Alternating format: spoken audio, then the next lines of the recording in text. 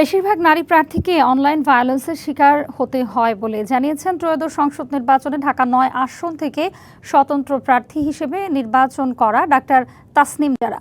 মঙ্গলবার সকালে জাতীয় প্রেসক্লাবে ত্রয়োদশ জাতীয় সংসদ নির্বাচনে নারীর অংশগ্রহণ, প্রত্যাশা ও প্রাপ্তি শীর্ষক নারীর রাজনৈতিক অধিকার ফোরামের আলোচনা সভায় তিনি আরও বলেন, নারীকে নেতৃত্বে চাইলে রাজনীতিতে অর্থ ও পেশি শক্তির ব্যবহার বন্ধ করতে হবে। তিনি বলেন, এবারের নির্বাচনে নারী ভোটারদের স্বতঃস্ফূর্ত অংশগ্রহণ ছিল।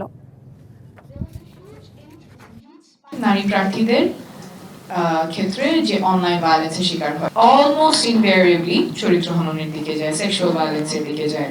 কারণ এখানে যেই নারী প্রার্থীকে টার্গেট করা হচ্ছে, শুধু সেই নারী প্রার্থী যে এফেক্টেড হচ্ছে তা না, যেই মেয়েরা এবং নারীরা রাজনীতিতে আসতে চায়, যে নারীরা পাবলিক স্ফিয়ারে আসতে চায়, তাদেরকেও কিন্তু এইটা সাইলেন্স করে দেয়।